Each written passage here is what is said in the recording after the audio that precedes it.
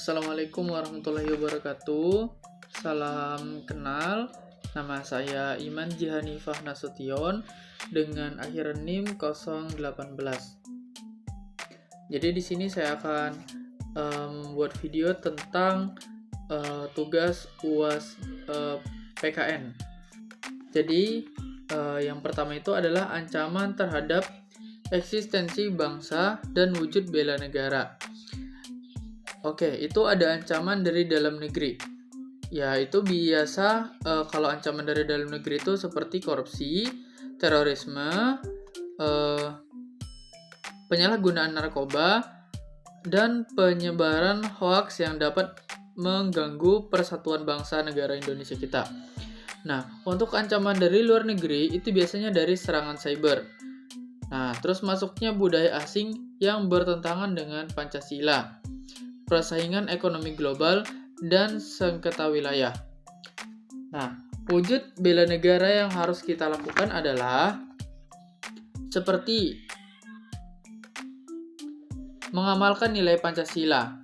Yang kedua itu menaati hukum dengan cara ada apa yang hukum sudah terterakan kita tidak melanggar, tetap dijalankan seperti biasanya. Oke, selanjutnya itu ada menjaga persatuan kita.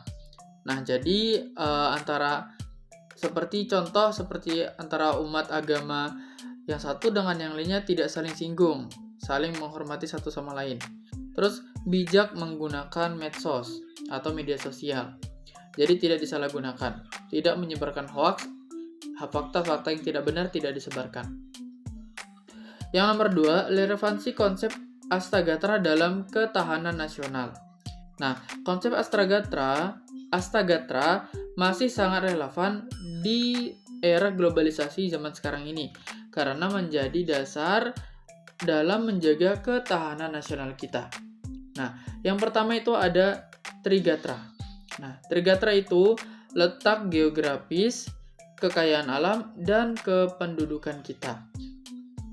Nah, yang kedua itu ada Pancagatra, seperti ideologi, politik, ekonomi, sosial budaya, serta pertahanan dan ketahanan dengan perkembangan teknologi zaman sekarang ini.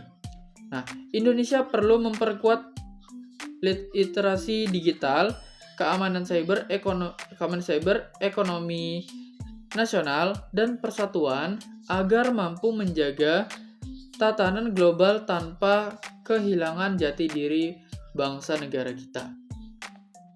Oke, selanjutnya itu ada nomor 3, yaitu pendapat hukum mati bagi koruptor. Nah, korupsi merupakan kejahatan yang luar biasa karena merugikan negara dan masyarakat. Hukum mati dapat dipertimbangkan dalam kondisi tertentu, sesuai ketentuan perundang-undangan dan melalui proses hukum yang adil.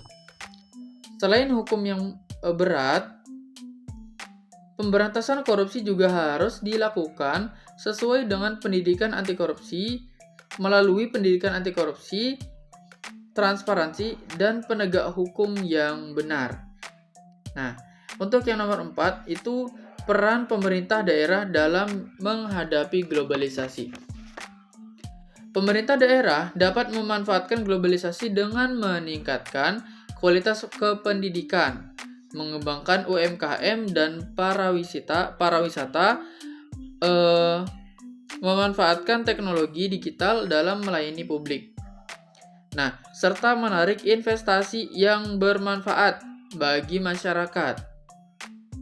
Di sisi lain, pemerintah daerah harus tetap melestarikan seperti budaya lokal, bahasa daerah, serta nilai-nilai Pancasila agar identitas nasional tetap terjaga. Terima kasih. Wassalamualaikum warahmatullahi wabarakatuh.